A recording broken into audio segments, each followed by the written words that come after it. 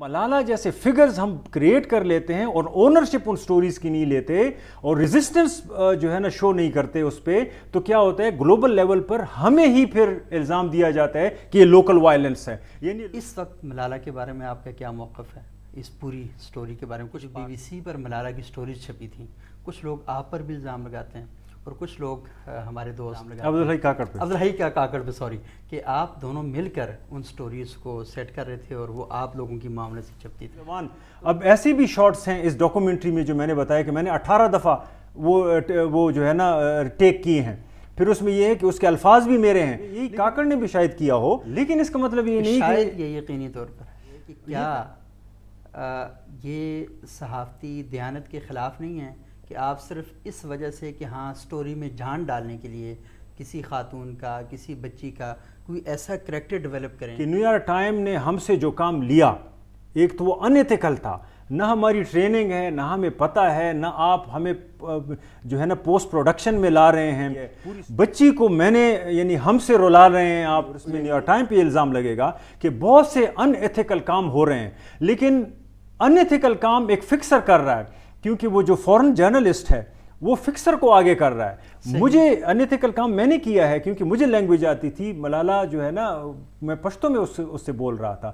تو یہ کتاب میں نے گلٹ کے ساتھ بھی لکھی ہے اور ہم نے اس جگہ جو جنگ ہو رہی تھی ہم نے ایک بچی کا سہارا لے کر اس جنگ کو آشکارا کرنے کی کوشش تو کی، لیکن ہم نے اپنے آپ کو بھی بچایا. بلکہ میں کہتا ہوں ضیاء الدین بھی بچ گیا اور وہ بچی جو تھی ضیاء الدین جو ملالہ کا والد صاحب ہیں وہ بھی بچ گئے، میں بھی بچ گیا، عبدالحی کاکڑ بھی بچ گئے، لیکن وہ بچی قربانی بن گئی. تو کیا ہم ایسے معاشروں میں رہ رہے ہیں کہ جہاں پر غلطی بڑے کریں اور جو ہے نا گیمز بھی بڑے کھیلیں پھر اور جو ہے نا ہیرو بھی وہ ہو اور گولی جو ہے بچی کو کھائے؟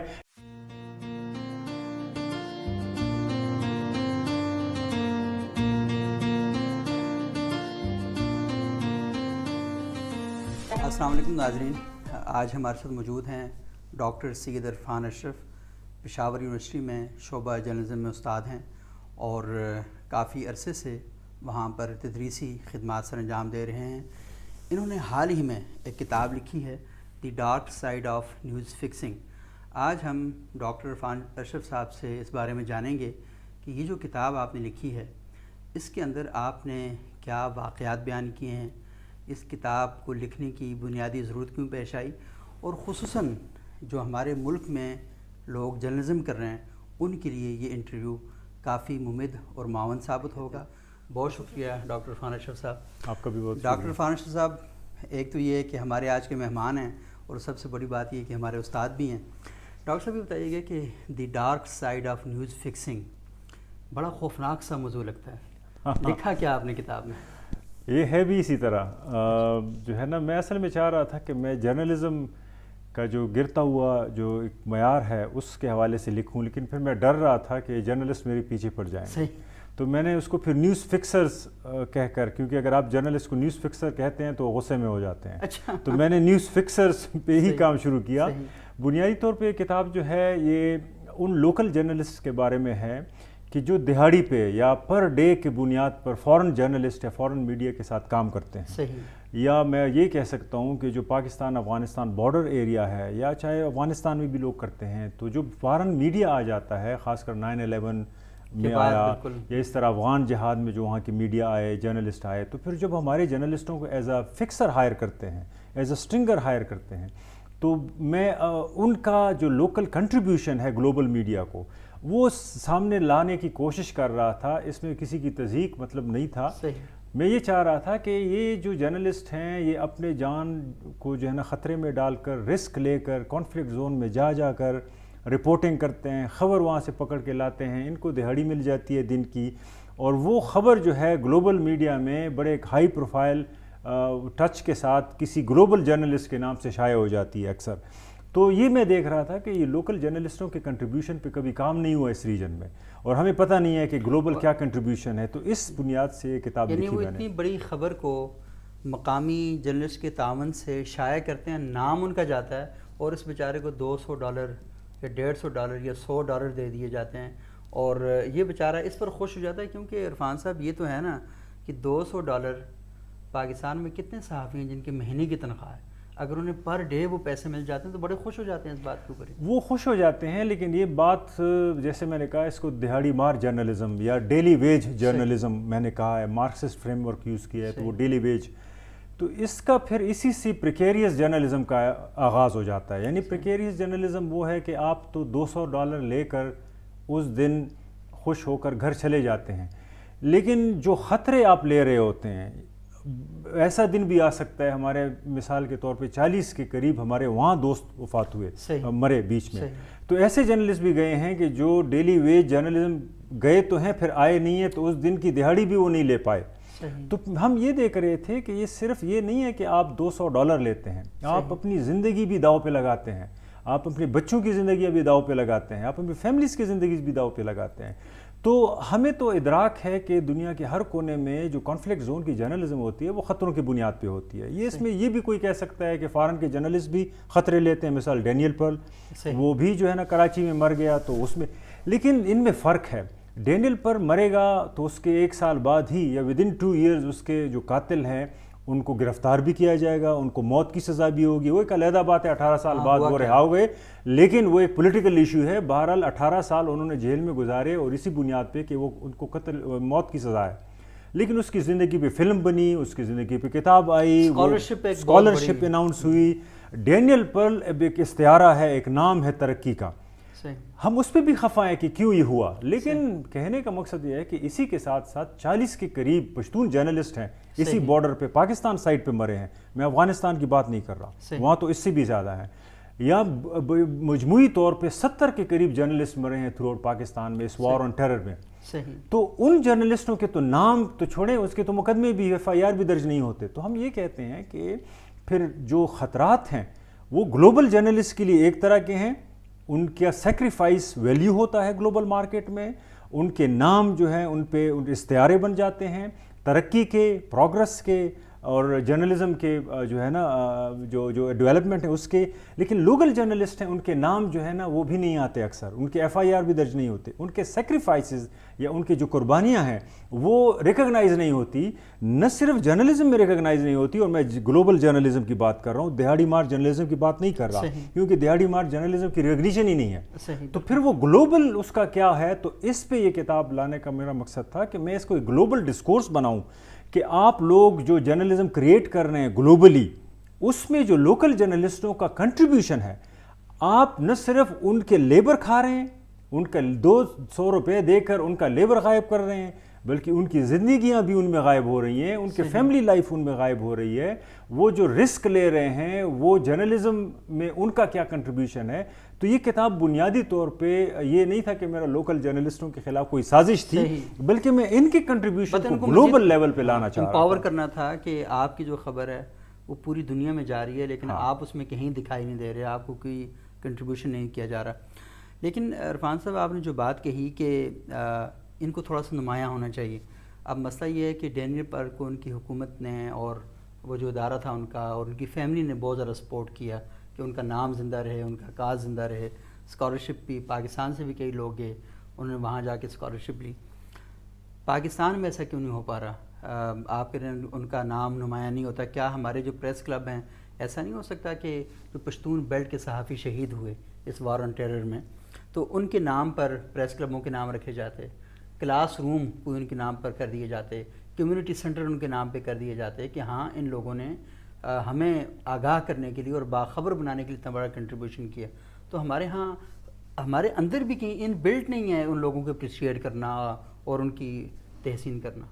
ایک تو یہ ہے نا کہ یہ تو میں نہیں کہوں گا کہ ہم اپریشیٹ نہیں کرتے. مثال حیات اللہ صاحب کی جو ڈیتھ ہوئی 2006 میں، صحافیوں نے بہت زیادہ جو ہے نا ان کو خوف بھی ہوا، ڈر بھی ہوا، لیکن ساتھ میں احتجاج بھی کیا. بالکل، ہم خود ابھی تک کچھ جرنلسٹ ایسے ہیں جو ان کے بچوں کی سپورٹ کر رہے ہیں، کچھ ادارے ایسے ہیں جو ادھر ادھر اس کو دے دیتے ہیں.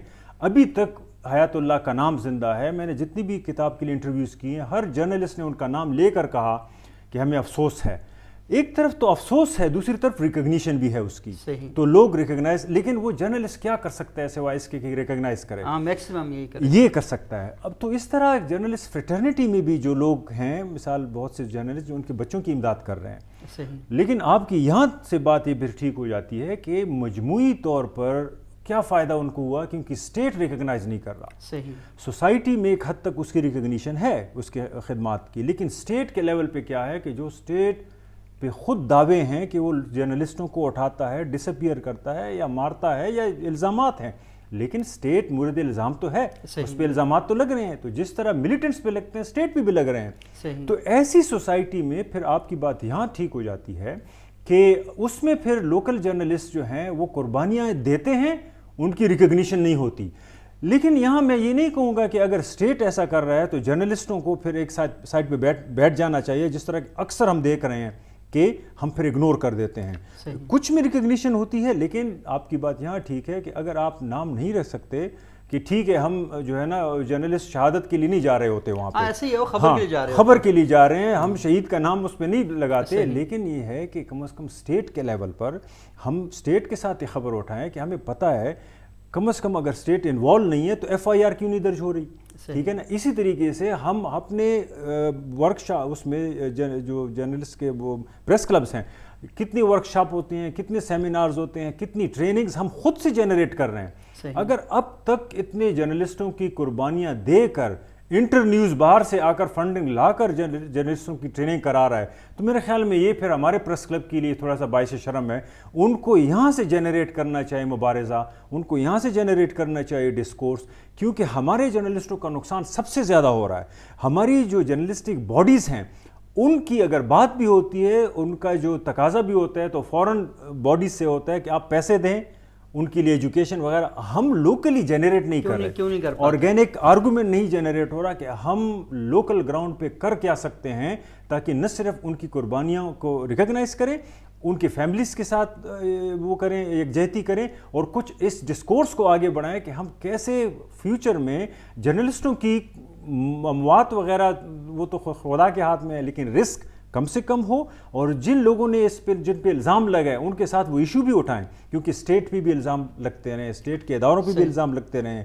ابھی تک مثال مسنگ پرسن کا ایشو ہے، اس میں جرنلسٹ بھی اٹھائے جاتے ہیں. تو ہم نے نہیں دیکھا کہ جرنلسٹ پریس کلب کے لیول پہ لوگ یہ کہیں کہ اسٹیٹ کو بھی مورد الزام ٹھہرائیں یا اداروں کو مورد الزام ٹھہرائیں کہ آپ بھی اس میں انوالو ہیں. تو میرے خیال میں یہ یہاں تک آپ کی بات ٹھیک ہے کہ ہمارے لیول، ہمارے جو جرنلزم ہے اس کے لیول پر اتنا آرگنائز ڈسکورس نہیں ایمرج ہوا کہ ہم فوراً جو کمیونٹیز ہیں اتنی اسٹرگل جو وہ کر رہے ہیں ہم بھی اتنی کریں اور اتنی کریں.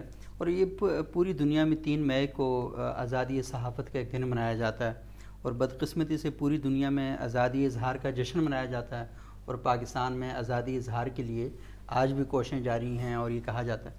لیکن عرفان صاحب ایک جگہ یہ بات بھی تو ہے کہ ہمارے پاکستان میں ہم دیکھتے ہیں کہ ہماری جو صحافتی تنظیمیں ہیں، صحافتی دھڑے ہیں، حقوق کے نام پر کام کرنے والی تنظیمیں ہیں، تو وہ بھی اپنے اصل حق سے ٹھیک طرح سے آگاہ نہیں ہیں.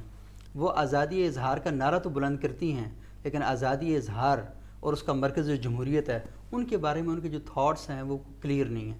تو یہاں پر بھی ایک پرابلم پیدا ہوتا ہے نا کہ آزادی اظہار رائے کے بارے میں نعرے لگانے والوں کو خود آزادی اظہار رائے کی بنیادوں کا علم نہیں. ہاں، اس کی چھوٹا سا میں دوں گا کہ ہمارے آج کا جو جرنلسٹ ہے وہ بولتا بہت زیادہ ہے اور وہ جو ہے نا لکھتا بہت زیادہ ہے لیکن پڑھتا نہیں ہے. پڑھتا بالکل نہیں. تو جب آپ ایک سال میں ایک کتاب نہیں پڑھیں گے تو آپ کے پاس نئی لینگویج نہیں آئے گی، آپ کے نئے افکار وہ نہیں ہوں گے. آپ جو کتاب لکھتے ہیں وہ کہیں دنیا میں بیٹھ کے لکھتے ہیں، کیونکہ آپ کو دوسری دنیا کے بارے میں نہیں پتہ چلے گا کہ اور جگہوں پہ کیا ہو رہا ہے. صحیح. میں آپ کو اپنی مثال دوں، جب ہم جہاں جرنلزم کرتے تھے اور ہم دیکھتے تھے کہ ہمارے سامنے ہمارے دوستوں کا قتل عام ہو رہا ہے یا مارے جا رہے ہیں، مثال موسیٰ خان خیل میرے ساتھ تھا، میں ادھر ہی تھا، جو 15 منٹ بعد مجھے پتہ چلا کہ جس موسیٰ نے میرا ہاتھ پکڑ کر میں نے اس کو دھکیلا گاڑی کی طرف، اس نے کہا میں 5 منٹ میں آ رہا ہوں، اور 15 منٹ بعد مجھے پتہ چلا کہ وہ مر گیا ہے.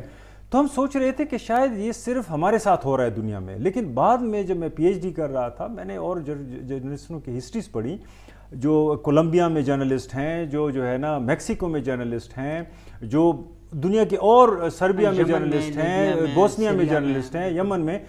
میں نے دیکھا کہ ان کے ساتھ ہماری بڑی مماثلت ہے ان سب جگہوں کے ساتھ. فلسطین کے جرنلسٹ ہیں. تو یقین کریں جب میں ان کو پڑھ رہا تھا اور ان کے جو میتھڈز تھے، وہ جو طور طریقے اپنا رہے تھے، مجھے پڑھ کے پتہ چل رہا تھا کہ اچھا یہ اگر ہم یہاں یہ کرتے تو اس کا یہ پروگرس ہوتا. تو میرا کہنے کا بنیادی مقصد یہ ہے کہ ہم دنیا سے علیحدہ نہیں ہیں. دنیا میں ظلم اور استبداد کے خلاف ہر جگہ پہ آواز بلند کی جاتی ہے. اس میں ہم اکیلے نہیں ہیں. دنیا میں ظلم ہر جگہ جرنلسٹ پہ اس لیے ہو رہا ہے کہ جرنلسٹ علمبردار ہوتا ہے سچ کا, ایک ریپرزنٹیشن کوشش کرتا ہے لوگوں کو دینے کی, تو اس لیے ان پہ وار ہر جگہ ہو رہے ہوتے ہیں. تو ہم اگر یہ تصور کر لیں کہ یہاں کا جرنلسٹ علیحدہ ہے تو یہ پھر ہماری کم علمی ہوگی, علیحدہ نہیں ہے. لیکن پھر یہاں میں بات کہوں گا کہ اس لیے ہمارے جرنلسٹ کو پتہ نہیں ہے کہ وہ پڑھتا نہیں ہے. وہ لکھتا تو ہے, بولتا تو ہے, لیکن پڑھتا نہیں ہے, تو اس کے افکار وہ نہیں ہوتے, اس کے پاس نئی لینگویج نہیں آتی, اس کو نئے میتھڈس کا پتہ نہیں چلتا, اس کو ڈسکورسز کا اندازہ نہیں ہوتا, اور وہ سب سے بڑی بات کہ دنیا کے ساتھ کنیکشن میں نہیں ہے. وہ سمجھتا ہے کہ اس کو ہی گھیرے میں لیا گیا ہے, وہ اسٹیٹ ذمہ دار ہے, ملیٹنٹ ذمہ دار ہیں, یا معاشرے کے کچھ گروپ ذمہ دار ہیں, اور وہ اس ڈسکورس کو دنیا کے ساتھ کنیکشن میں نہیں لے کے جا رہا. تو اس لیے ہمیں اپنا آپ کمزور لگتا ہے, اور جب آپ کو اپنا آپ کمزور لگے گا تو آدھی ڈیفیٹ تو آپ کی ہو گئی. صحیح. اچھا, یہ آپ نے بہت اچھی بات کی کہ ہمارا جرنلسٹ پڑھتا نہیں ہے, لیکن عرفان صاحب میں اگر جرنلسٹوں کی سائڈ سے اسی بات کو سوچ کے کروں تو مجھے ایک اور وجہ بھی لگتی ہے کہ وہ پڑھتا کیوں نہیں ہے. مجھے یہ بتائیں کہ CNN کا رپورٹر مہینے میں شاید ایک آدھ سٹوری پروڈیوس کرتا ہے بہت اچھی. ایک تو ہے نا کہ روزانہ کی خبریں, ڈے افیئرز وہ ہیں, لیکن جو ایک ریسرچ سٹوری ہوتی ہے, انویسٹیگیشن کر کے سٹوری ہوتی ہے, وہ مہینے میں, بعض کا سال میں 2 سٹوریز کرتے ہیں. مجھے بتائیں کہ میں جس نیوز روم میں بیٹھتا ہوں, مجھے روزانہ وہاں پر 8 سے 10 اسائنمنٹس کور کرنی پڑتی ہیں, 3 سے 4 پیکج کرنے پڑتے ہیں. میرے پاس اپنے بچوں کے لیے وقت نہیں ہوتا, میرے پاس تو سونے کے لیے ٹائم نہیں ہوتا. میں پڑھوں کس وقت؟ میرا تو کام اتنا زیادہ بڑھا دیا گیا ہے, اور پیسے جو مجھے مل رہے ہیں وہ اتنے کم ہیں. ٹھیک ہے, وہ جو باہر کا جرنلسٹ ہے میں اس کے ساتھ کام کیوں کرتا ہوں؟ کیونکہ میری پورے مہینے کی تنخواہ وہ 1 دن میں دیتا ہے. اور یہ جو پاکستان میں ہے, مجھے ہر وقت اس بات کی فکر ہے, ایک تلوار میرے سر پہ لٹک رہی ہے کہ مجھے کل تو نوکری سے فارغ کر دیا جا سکتا ہے. ہمارے آفس میں عرفان صاحب ایسا ہوا, اور آپ زیادہ بہتر جانتے ہیں, آپ بہت جرنلسٹوں کے قریب بھی ہیں, کہ بندہ اسائنمنٹ پہ جا رہا ہے, اسے فون کیا جاتا ہے آپ واپس آ جائیں. وہ کہتا ہے کیوں, اسائنمنٹ تو ہے. انہوں نے کہا نہیں, اب آپ کی خدمات کی ہمیں مزید ضرورت نہیں. تو ان حالات میں ایک صحافی وہ اپنی نوکری کی فکر کرے, اپنے بچوں کی فکر کرے, گھر کا کرایہ پورا کرے, یا کتاب میں پڑھنا شروع, وہ کرے کیا بیچارہ؟ سبو ان حالات میں تو پھر اور زیادہ کام کرنے کی گنجائش بنتی ہے. میں اگر یہ کہوں کہ میں پشاور یونیورسٹی کا پروفیسر ہوں, اور جو ہے نا میری تنخواہ اتنی معقول نہیں ہے کہ وہ میں جو ہے نا اس میں گزارا, اور ہے بھی نہیں کہ اس میں گھر چلا سکوں. ساتھ میں مجھے جو ہے نا ایم اے کو پڑھانا پڑ رہا ہے, ساتھ میں مجھے بی ایس کے 4 کلاسز لینی پڑ رہی ہیں, ساتھ میں ایم فل پڑھا رہا ہوتا ہوں, ساتھ میں پی ایچ ڈی, یہ تقریباً 6-5 کلاسز ہفتے میں بن جاتی ہیں. تو اگر یہ میں کہوں تو آپ مجھ سے, میں یہ کہہ سکتا ہوں کہ مجھے کتاب لکھنے کے لیے ٹائم کہاں سے ملے گا؟ تو مجھے کتاب کے لیے کسی نے ڈنڈا اٹھا کے مارا تو نہیں ہے کہ آپ کتاب لکھیں گے. پھر میں کیوں کتاب لکھتا ہوں, ریسرچ کرتا ہوں. میں اس کے ساتھ ساتھ ریسرچ بھی کرتا ہوں, اس کے ساتھ ساتھ ڈان کے لیے لکھتا بھی ہوں, اس کے ساتھ ساتھ جو بھی مجھ سے مزید کام ہوتا ہے وہ میں اس کے لیے میں نیند میں سے کم نیند کرتا ہوں, اس کے لیے میں کھانا بھی اس لیے کم کھاتا ہوں کہ مجھے نیند نہ آئے. تو میں یہ کہہ رہا ہوں کہ مجھے پتہ ہے آپ کیا کہنا چاہ رہے ہیں, اور مجھے اس کا ادراک بھی ہے کہ اسی طرح ہے جس طرح آپ کہہ رہے ہیں. لیکن میں یہ بھی آپ کو کہوں, انسان بہت فلیکسیبل ہے. آپ اگر تھوڑے لائف سٹائل پہ پھر نظر دوڑائیں, کیونکہ آپ کو زیادہ کام کرنے کی ضرورت ہے. آپ اس حالت میں آئے کیسے, اس کا مطلب ہے کہ کہیں پہ آپ سے کوتاہی ہوئی ہے کہ آپ اس حالت پہ بیٹھ گئے. تو میں کہوں گا کہ اگر آپ تھوڑا سا سیلف ریفلیکسیوٹی یا سیلف ریفلیکشن کریں, آپ کے پاس تھوڑا سا ٹائم بچے گا. میں بھی ایک وقت میں جرنلسٹ رہا, میں ان مراحل سے گزرا, تو مجھے بھی اندازہ ہوا کہ کہاں پہ پرابلم ہے. تو میں نے مزید اپنے آپ کو ایک سخت مرحلے میں ڈالا, یعنی پی ایچ ڈی کرنا, ریسرچ کرنا سارا, تاکہ میں جرنلسٹوں کے حالات سٹڈی کر سکوں. آج میں اس سے بھی سخت حالت میں ہوں جو کہ پہلے جرنلسٹ تھا. پہلے تھوڑا بہت ٹائم تھا, اب بالکل نہیں ہے. لیکن میں پھر بھی گلہ نہیں کرتا, میں کہتا ہوں کہ اب بھی میرے پاس کافی ٹائم ہے, کیونکہ میں فلیکسیبل ہوں, میں کافی وقت نکال پاتا ہوں. تو میں کہتا ہوں جرنلسٹ بھی کر سکتے ہیں. تو یعنی آپ نے جو پروفیشن چوز کیا ہے وہ اپنی مرضی کے ساتھ کیا, اور اس پروفیشن کے کچھ تقاضے ہیں. آپ یہ نہیں کہہ سکتے کہ میرے ساتھ یہ ایشوز ہیں تو اس وجہ سے میں اس پروفیشن کے تقاضوں کو پورا نہیں کر پا رہا. تو اگر آپ سمجھتے ہیں کہ اس پروفیشن کے جو آپ کا خود منتخب کردہ ہے, اگر آپ اس کو ٹھیک طریقے سے فلفل نہیں کر سکتے, تو اس پروفیشن کے اندر دیگر کئی شعبے ہیں, آپ ان کے اندر چلے جائیں, وہاں پر بیٹھ کے کام کریں. آپ ریسرچ بھی کر سکتے ہیں. پوری دنیا میں یونیورسٹیز ہیں, پاکستان کے اندر جامعات ہیں, وہ آپ کو اچھا ایک سپورٹ کر سکتی ہیں, تو آپ وہاں جب پہ جا کے کام کر سکتے ہیں. سوال سے میرا کرنے کا مقصد یہی تھا کہ آپ کیونکہ یہ جو جواز ہیں یہ ہماری طرف سے بہت زیادہ پیش کی جاتے ہیں. تو آپ نے بہت اچھا اس کو وہ کیا، کاؤنٹر کیا. کاؤنٹر تو نہیں کہوں گا، لیکن یہ ہے کہ ایک متوازن یا متبادل فکر آپ نے اس کی دی. اچھا عرفان صاحب، مجھے یہ بتائیں کہ آپ نے کہا کہ آپ جرنلزم کرتے رہیں، لیکن ہم نے یہ دیکھا کہ ہمارے یہ جو ٹرائبل بیلٹ ہے، ہمارا جو پشتون بیلٹ ہے، کیونکہ یہ ہمیشہ سے، اور بلوچ بیلٹ بھی، اور انٹیریئر سندھ بھی ہم یہ دیکھتے ہیں، اور پنجاب کا بھی جو جنوبی پنجاب کا بیلٹ ہے، ہمیں یہاں پر ایک خاص قسم کی ایکسٹریمزم جو ہے نا وہ وہاں پہ دکھائی دیتی ہے. اب پوری دنیا کا بڑا شوق ہے کہ وہ ان خبروں کو کور کیا کرے، کیونکہ وہ ایک گلوبل امپیکٹ ان کا کریٹ ہوتا ہے. عالمی سطح پر وہ خبریں اس وجہ سے اہم ہوتی ہیں کہ جو عالمی دہشت گرد تنظیمیں ہیں ان کی کہیں نہ کہیں کوئی لنکیجز ہوتے ہیں سارے. ہمارا جو صحافی ہے ان علاقوں میں کوریج کر رہا ہے، اس کی کبھی ٹریننگ ہی نہیں ہوئی، اسے یہی نہیں پتہ کہ کانفلکٹ رپورٹنگ کیسے کی جاتی ہے، سیکورٹی کے ایشوز کو کیسے ڈیل کیا جاتا ہے، اسے تو بالکل علم ہی کچھ نہیں ہے. اور یہ سوال تو اپنی جگہ پر ہے، لیکن اس کے ساتھ جڑا ہوا ایک اور سوال بھی ہے، اسے اس حساسیت کا بھی علم نہیں ہے. اسے یہ نہیں پتا کہ یہ جو ملیٹنٹ آرگنائزیشن ہے اس کی حساسیت کیا ہے، اور یہ جو ملیٹنٹ آرگنائزیشن ہے اس کی حساسیت کیا ہے. اچھا، اس کے پیچھے جو نظام فکر ہے اس کے بارے میں وہ نہیں جانتا، اسے پتہ ہی نہیں ہے. وہ سمجھتا ہے کہ اچھا طالبان، داعش، القاعدہ، یہ عمل کے نتیجے میں تو سارے ایک جیسے ہی ہیں، لیکن نظام فکر میں کہیں نہ کہیں جو ایشوز ہیں اس کے بارے میں نہیں جانتا. تو آپ کیا سمجھتے ہیں کہ اس سارے نظام کو ترتیب دینے میں اور ایک اچھا جرنلسٹ پروڈیوس کرنے میں کیا چیزیں، کیا محرک ہونے چاہیے؟ دیکھیے، آپ نے بہت بنیادی سوال پوچھ لیا، میرے اس کے بہت قریب ہے.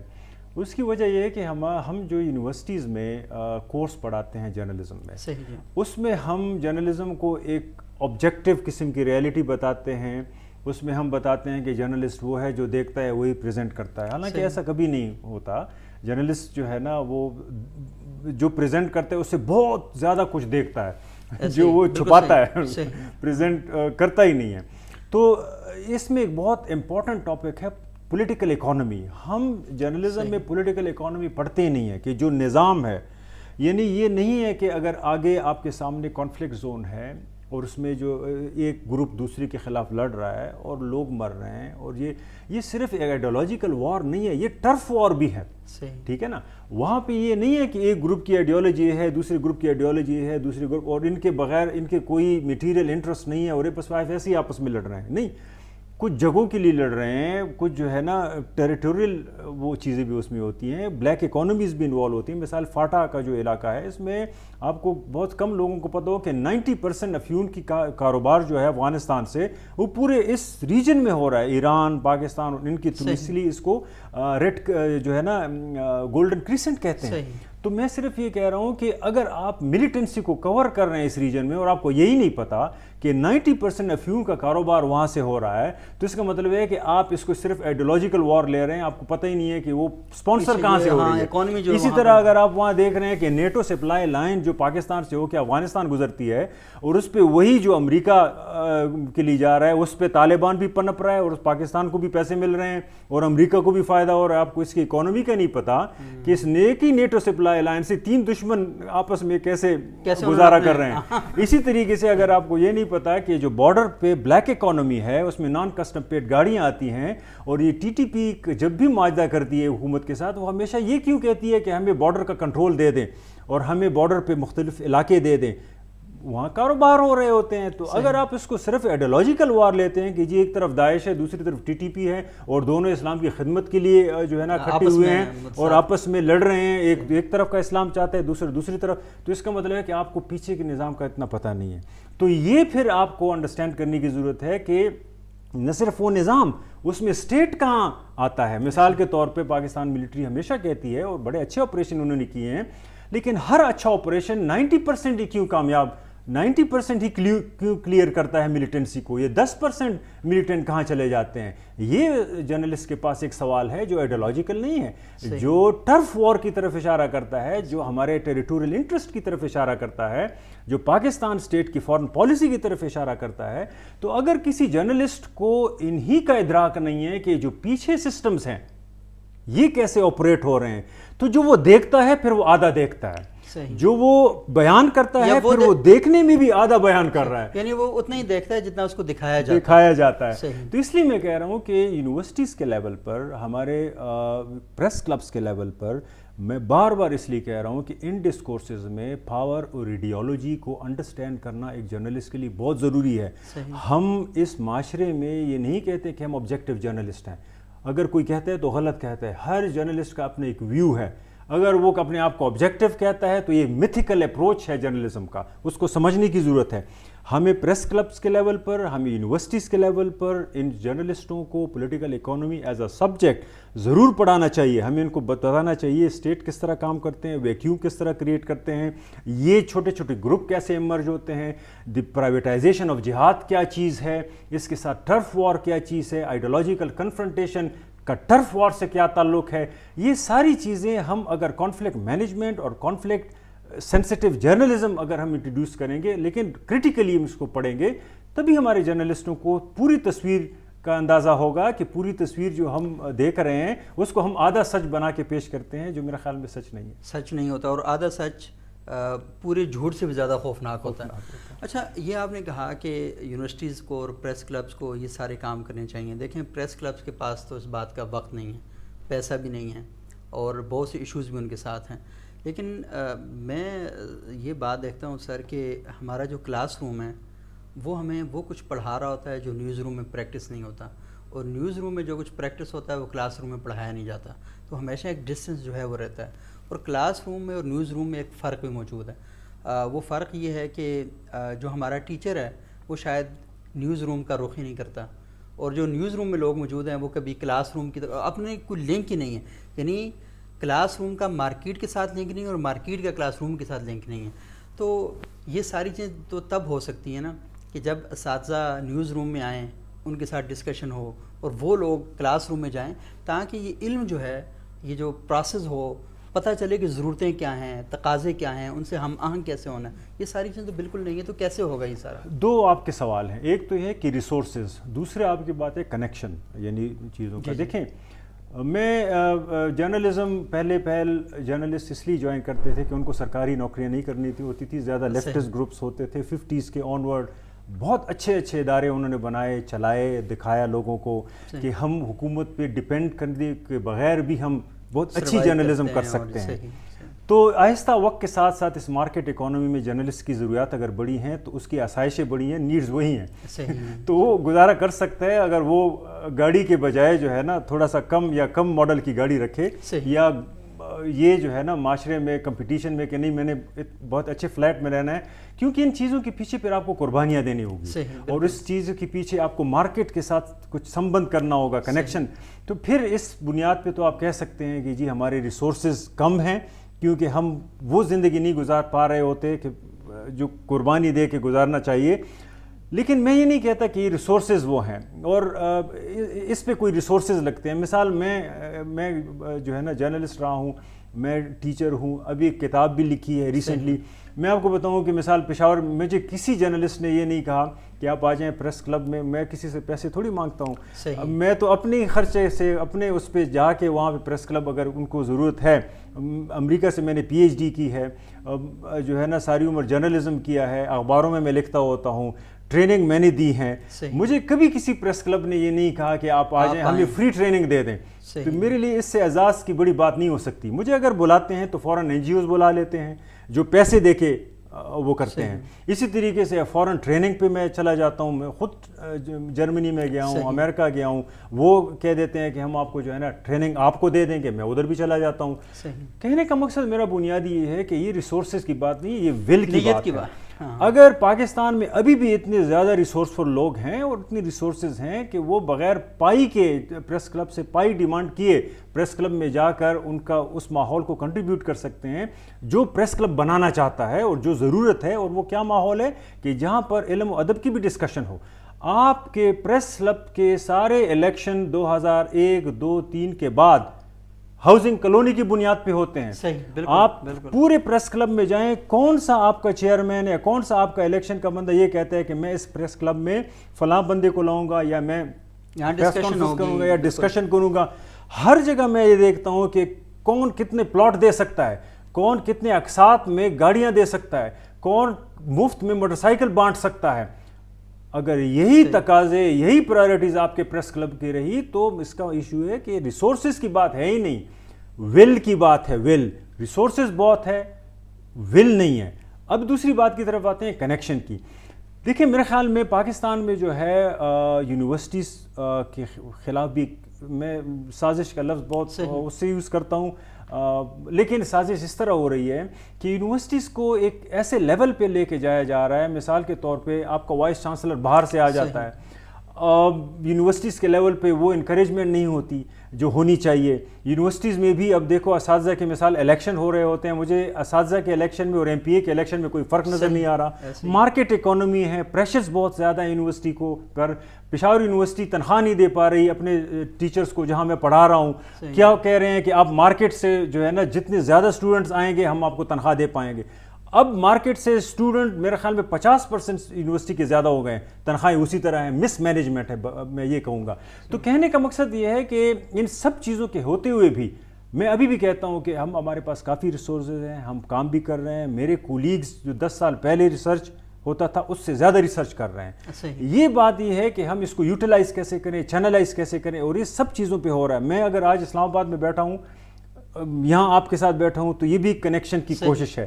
میں کوشش کر رہا ہوں کہ شاید پشاور پریس کلب بھی جاؤں, ان کو میں خود سے یہ کہوں کہ یار میں اپنی کتاب پر پریزنٹیشن دینے کے لیے تیار ہوں, کیونکہ یہ کتاب آپ ہی لوگوں کی زندگی کے بارے میں ہے. تو میں صرف یہ کہہ رہا ہوں کہ ہمیں تھوڑا سا اپنے خول سے نکل کر ایک دوسرے کو جو ہے نا کنیکٹ کرنے کی ضرورت ہے. اگر ہم اس پہ باور کرنا شروع کر دیں, اس پہ کہ اسٹیٹ آئے گا, ایک کو یونیورسٹی سے نکالے گا اور دوسرے جرنلسٹوں کو پریس کلب میں ان کے ہاتھ کرے گا, فنڈنگ کرے گا اور ان کو وہ کرے گا, میرا نہیں خیال کہ اس طرح ہوگا. تو ہمیں ایک دوسرے کو جو ہے نا ایکسیس کرنے کی ضرورت ہے, ایکسٹینڈ کرنے کی ضرورت ہے. اور میرا خیال یہ ہے کہ وہی ہے کہ اگر پڑھنا شروع کر دیں تو شاید پتہ بھی چلے گا کہ مارکیٹ میں نئے روم کون سے آ رہے ہیں, نئی چیزیں کون سی آ رہی ہیں, بکس کون سی آ رہی ہیں, ہم بہت اچھا کر سکتے ہیں. میں ایک دو سوال آپ سے بالکل لاسٹ میں کروں گا, ٹائم بھی بہت کم ہے آپ کے پاس بھی. تو یہ جو dark side of news fixing ہے, اس میں آپ نے بات کہی کہ کنٹریبیوشن ہوتا ہے لوکل جرنلسٹ کا, لیکن ان کو ایک ڈیو کریڈٹ جو ہے وہ نہیں ملتا. دو چیزیں میرے ذہن کے اندر آ رہی ہیں. ایک تو یہ ہے کہ لازمی جب فارن جرنلسٹ آتا ہے تو یہاں پر کچھ ایسی خبریں کرنا چاہتا ہے کہ جو خبریں شاید ہمارے مقتدر اداروں کو پسند نہیں آتی, یا ہماری حیثیت مقتدرہ ان کو کچھ زیادہ اچھا نہیں سمجھتی. تو جو مقامی سطح پر رپورٹر سپورٹ کرتا ہے اس وقت, تو شاید اس کی اپنی بھی خواہش ہوتی ہے یار پیسے دے دو لیکن میرا نام نہ لینا, کیونکہ میرے لیے پھر بڑے پرابلم کریٹ ہو جائیں گے یہاں پہ. تو یہ ایک وجہ بھی نہیں ہو سکتی کہ اس کو جو کریڈٹ نہیں دیا جاتا ہے؟ تو یہ بھی ایک وجہ ہے, لیکن میں صرف یہ کہوں گا کہ بات ادھر ختم بھی نہیں ہوتی. یہ نہیں ہے کہ جس صحافی کا نام نہیں آتا وہ بچ پاتا ہے, وہ اس کے بعد بھی جو ہے نا اس کا جو حشر ہوتا ہے وہ ہم سب کو پتہ ہے. بہت سے صحافیوں کے نام نہیں ہوتے, وہ پھر بھی غائب ہو جاتے ہیں.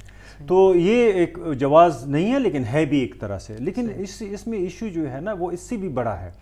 وہ یہ ہے کہ جو اس طرح کا پھر عمل ہو رہا ہوتا ہے اس میں پھر صحافی کی مزدوری ہی صرف نہیں جاتی, اس کی ریکگنیشن بھی صرف نہیں جاتی, پروفیشنل ریکگنیشن, بلکہ لوکل سٹوریز کی اونرشپ نہیں جاتی, وہ گلوبل کنورٹ ہو جاتی ہے. جس طرح مزدور کی مزدوری غائب ہو جاتی ہے, 200 روپے دہاڑی مار ہو جاتا ہے, جس طرح کہ لوکل اس کا پروفیشنل ریکگنیشن نہیں ملتا اس کو, وہ خود سے اگر ڈکلیئر کرتا ہے کہ مجھے نہیں چاہیے پھر بھی نہیں مل رہا, یہ بھی ہم کہہ سکتے ہیں کہ چلو یہ بھی ٹھیک ہے. لیکن ایشو یہ ہے کہ پھر یہ جو لوکل سٹوریز ہیں یہ کنورٹ ہو رہی ہیں گلوبل ویلیو میں. پھر لوکل سٹوریز کے اونرشپ کا کیا ہوگا؟ مثال میں آپ کو بتا رہا ہوں, میں نے اس کتاب میں پورا ایک چیپٹر ملالہ پہ لکھا ہے. میں وہ فکسر تھا جس نے ملالہ پہ نیو یارک ٹائمز کے لیے ڈاکومنٹری بنائی, کلاس ڈسمسڈ. میں کو پروڈیوسر رہا, میں نے اون نہیں کیا, میں کوشش کر رہا تھا کہ میں پیچھے رہوں ایز اے کو پروڈیوسر, اور میں نے کافی عرصے تک اس کو دیکھا بھی نہیں کہ میں, آپ کا نام تو تھا, میں بالکل نام تھا. میں یہ کہہ رہا ہوں کہ ایک جگہ پہ وہ ڈاکومنٹری میں میرا نام مس ہو گیا. ان سے جب دوسری انہوں نے کنورٹ کی تو میں نے اس کا پوچھا بھی نہیں کہ اچھا ہوا نام میرا مس ہو گیا. ایک دو جگہوں پہ مس ہوا تھا ان سے کہ میرے لیے خطرے بڑھ رہے ہیں. لیکن میں نے جب سوچا کہ یہ میرا ہی فوٹیج ہے, یہ میری ہی کہانی ہے جو میں کہنا چاہ رہا تھا, میری کہانی مجھ سے گئی اور گلوبل لیول پر وہ کسی اور طریقے سے پریزنٹ ہو رہی ہے, تو تب مجھے احساس ہوا کہ میں غائب نہیں ہو سکتا. میرا فوٹیج وہاں پہ ہے, میرا لیبر وہاں پہ ہے, میرا نام بھلے نہ ہو وہاں پہ, لیکن جو کہانی میں کہنا چاہ رہا تھا اور جس کی اونرشپ لینے سے میں ڈر رہا ہوں, वो ओनरशिप ग्लोबल कन्वर्ट हो रहा है और मेरा ही इलाका जो है एक वायलेंस के लिए प्रमोट करने की जगह बन रही है। हमारे ही लोगों की रेजिस्टेंस जो है वो एक फैक्टर से कनेक्ट हो रही है, लेकिन वो तो लोकल कलेक्टिव रेजिस्टेंस थी। वो सिर्फ मलाला की रेजिस्टेंस नहीं थी, मलाला हमारे लिए एक मेटाफर था, मलाला बुनियादी रुकन था, उसका फैक्टर था, लेकिन लोकल पूरी रेजिस्टेंस उसमें से गायब हो रही थी। तो मैं सिर्फ ये कह रहा था कि इसका मसला फिर ये हो जाता है कि जो वायलेंस होता है वो ये समझा जाता है ग्लोबली कि ये लोकली प्रोड्यूस्ड वायलेंस है। ये पाकिस्तान में जो वायलेंस हो रहा है, जो वॉर ऑन टेरर, इसको कहते हैं ग्लोबल वॉर ऑन टेरर, तो ये ग्लोबल वायलेंस है, सिस्टमिक वायलेंस है। लेकिन जब मलाला जैसे फिगर्स हम क्रिएट कर लेते हैं और ओनरशिप उन स्टोरीज की नहीं लेते और रेजिस्टेंस जो है ना शो नहीं करते उस पर, तो क्या होता है ग्लोबल लेवल पर हमें ही फिर इल्ज़ाम दिया जाता है कि ये लोकल वायलेंस है, यानी लोकल तालिबान पागल हो गए थे, वो इतना जो है ना मलाला को कत्ल कर रहे थे या मार रहे थे। बल्कि मैं ये कह रहा हूँ कि ये स्टोरी बहुत कॉम्प्लिकेटेड है, स्टेट के लेवल पर, लोकल लेवल पर और ग्लोबल लेवल पर। लेकिन जब स्टोरी आपके हाथ से निकल जाए तो फिर लोकल लेवल पर स्टोरी वायलेंस से कनेक्ट की जाती है, नेशनल लेवल पर हीरो बन जाते हैं, उनको पैसे मिलते हैं करोड़ों। पाकिस्तान ने 33 अरब डॉलर इस वॉर के लिए हैं, तो क्या पाकिस्तान स्टेट का इसमें रोल नहीं बनता था जिस बात में वायलेंस थी? ग्लोबल, क्या अमेरिका 2001 में नहीं आया अफगानिस्तान में, उन्होंने जंग मुसल्लत नहीं की? तो ग्लोबल और नेशनल स्टोरीज बीच में गायब हो गई, वायलेंस लोकल हो गया। मलाला बर्मिंघम भी पड़ी हुई है या वहाँ पे रह रही है, बेचारी आ भी नहीं सकती यहाँ पे, लेकिन स्वात के लोग अभी भी जालिम हैं, स्वात का नाम अभी भी तालिबान के साथ जुड़ा हुआ है, स्वात का नाम अभी भी उस वायलेंस के साथ जुड़ा हुआ है जो फजलुल्लाह ने वहाँ पे इम्पोज किया। तो उस कहने का मकसद सिर्फ ये है कि लोकल स्टोरीज फिर पूरी तरह कन्वर्ट नहीं होती ग्लोबल स्टोरीज में कि कहानी पूरी ऊपर तक जाए, बल्कि आधी कहानी ऊपर फिर कैश होती है और ख़ास मानी और मफहूमी पैदा करती। अच्छा इरफान साहब, मैं मौके से फ़ायदा उठाते हुए, मुझे याद है कि जब 2007 में हम स्वात में कवरेज कर रहे थे तो आपने मुझे फ़ोन किया और मुझे आपने कहा कि एक बच्ची है मलाला 2007 में, तो उसके अब्बू जो हैं वो हमारे दोस्त हैं, तो आप उनका इंटरव्यू ज़रूर करें। छोटा क्यों डाउन पे आपने चलाया था तो जियो पर नहीं चला था, तो फर्स्ट टाइम मलाला को जियो की स्क्रीन पर उस वक्त हम लाए थे और आप बहुत ज़्यादा सपोर्ट कर रहे थे मलाला को। मुझे दो बातें बताएं, इस वक्त मलाला के बारे में आपका क्या मौक़िफ़ है, इस पूरी स्टोरी के बारे में? कुछ पार्ट तो आपने बता दिए, और दूसरा मुझे बताएं कि बहुत से लोगों को ये सवाल उनके जहन में मौजूद है कि जो BBC पर मलाला की स्टोरीज छपी थी, कुछ लोग आप पर भी इल्ज़ाम लगाते हैं और कुछ लोग हमारे दोस्त रिफत और गज़ई साहब पर इल्ज़ाम लगाते हैं, अब्दुल हई काकड़ पे सॉरी, कि आप दोनों मिलकर उन स्टोरीज़ को सेट कर रहे थे और वो आप लोगों की मामले से छपती थी। तो ये आपकी मर्ज़ी है, लेकिन ये कि एक ट्रैक्टर उसको सेट कर। अच्छा, मैं इसका क्रेडिट इसलिए नहीं लूँगा कि मलाला की वाकई एक बहुत जेन्युइन करैक्टर है, मलाला की स्ट्रगल बहुत बड़ी है। वो 8 साल 9 साल की बच्ची जिसको हम जानते थे, बाकी कोई बात नहीं कर सक रहा था उस पूरी वैली में। मैं ये नहीं कह रहा बहुत लोगों ने बड़ी कुर्बानियाँ दी, लेकिन 8 साल की बच्ची नहीं बात कर सकती थी उस टॉपिक पे, ये सही है। एक मलाला थी उस वक्त जो हमसे बात करती थी। ये ठीक है कि मलाला को हमें बताना पड़ता था बहुत सी चीज़ें, लेकिन इसका मतलब ये नहीं कि हम उसके मुंह में हर चीज़ निवाला डाल। वो इतनी समझदार थी, उसका विल, उसका यकीन इतना पुख्ता था कि अगर हमने उसकी कोई तस्हीह की तो इसका मतलब ये नहीं कि हमने उसकी ज़बान।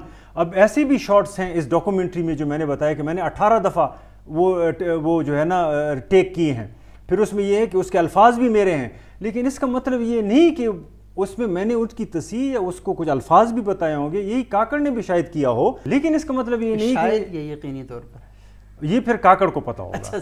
लेकिन मैं तो कह सकता हूँ कि हाँ, मुझे याद है कि एक मिसाल शॉट था, मैंने 15 से 18 दफ़ा टेक किया और उसमें वो अल्फाज भी मेरे हैं, लेकिन मैं ये नहीं कह सकता कि मलाला की रेजिस्टेंस भी मेरी है। रेजिस्टेंस उसकी अपनी थी, हमने उसको गाइड किया और हम कारी कोशिश थी कि उस बच्ची के ज़रिए हम स्वात की स्टोरी को ग्लोबली लोगों तक पहुंचाएं। मतलब आपको एक पर्सनैलिटी और एक करैक्टर चाहिए होता है कि जिसके ज़रिए, और वो करैक्टर ऐसा हो कि जिस स्टोरी में जान ज़्यादा पड़े। बिल्कुल। अच्छा, ये अब मेरा अगला सवाल ये है कि क्या ये सहाफ़ती दयानत के ख़िलाफ़ नहीं है कि आप सिर्फ इस वजह से कि हाँ स्टोरी में जान डालने के लिए किसी खातून का, किसी बच्ची का कोई ऐसा करैक्टर डेवलप करें कि आप ये समझें कि हाँ, क्योंकि ये करैक्टर, क्योंकि ये बात अगर एक बूढ़ा करेगा तो शायद इतना वो ना हो, ये कोई और औरत करेगी इतना, तो एक बच्ची है بڑی منمونی سی ہے, بڑا کیوٹ سا اس کا فیس ہے, اور جب بات کرتی ہے بڑی اچھی لگتی ہے, تو اس کے ذریعے جب یہ بات جائے گی تو یہ زیادہ اثر رکھے گی. ہاں, یہ ابھی آپ نے صحیح بات پوچھی, اور یہ کتاب اگر آپ دیکھیں میں نے لکھی اسی لیے ہے. اچھا. اس کو ہم نے صرف یہ نہیں کیا انیتھیکلی, اس کو ہم نے رولایا بھی انیتھیکلی. یعنی اگر آپ وہ ڈاکومنٹری دیکھیں, اور آپ نیو یارک ٹائم پہ, میرا الزام بھی یہی ہے, اور پورا چیپٹر اسی پہ ہے, جو بھی پڑھے گا اس کو پتہ چل جائے گا. اسی لیے میں دوبارہ فکسر پہ آؤں گا کہ جب آپ کسی کو $200 دیتے ہیں اور اس کا ذہن یہ ہوتا ہے کہ میں نے گلوبلی ایک سٹوری, اس بات کے لوگوں پہ ظلم ہو رہا ہے, اور آپ سٹوری پروجیکٹ کر رہے ہیں, اور آپ دیکھ رہے ہیں چھوٹے چھوٹے کمپرومائزز کر رہے ہیں, کیونکہ میں وہاں کوئی رپورٹر نہیں تھا اور میری کوئی ٹریننگ نہیں ہے جرنلزم میں, مجھے یہ بھی نہیں پتا کہ کیمرے کے اس وقت جو ہو رہا ہے بعد میں اس کا کیا کس طرح پریزنٹ ہوگا وہ چیزیں, کتنا کلپ لگے گا, کتنا کلپ لگے گا, ایڈیٹنگ کیا, کیونکہ میں پورے پروسیس کا حصہ نہیں ہوں, ڈاکومنٹری پروڈکشن تک, پوسٹ پروڈکشن, پری پروڈکشن. ہاں, لیکن پوسٹ پروڈکشن فکسر کے ساتھ یہی پرابلم ہوتا ہے کہ جب آپ $200 دے دیتے ہیں, اس دن اس کا کام ختم ہو جاتا ہے, پھر وہ اگلا دن نیا کام ڈھونڈتا ہے, تو وہ پوسٹ پروڈکشن, پری پروڈکشن کی بات ہی نہیں رہتی اس میں. تو یہی میرا قصہ تھا کہ نیو یارک ٹائم نے ہم سے جو کام لیا, ایک تو وہ انیتھیکل تھا, نہ ہماری ٹریننگ ہے, نہ ہمیں پتہ ہے, نہ آپ ہمیں جو ہے نا پوسٹ پروڈکشن میں لا رہے ہیں, پوری سٹوری ہمیں بتا رہے ہیں, ایڈیٹنگ نیو یارک میں ہو رہی ہے, بچی کو میں نے یعنی ہم سے رلا رہے ہیں آپ, یعنی یہ کویسچن کر کے.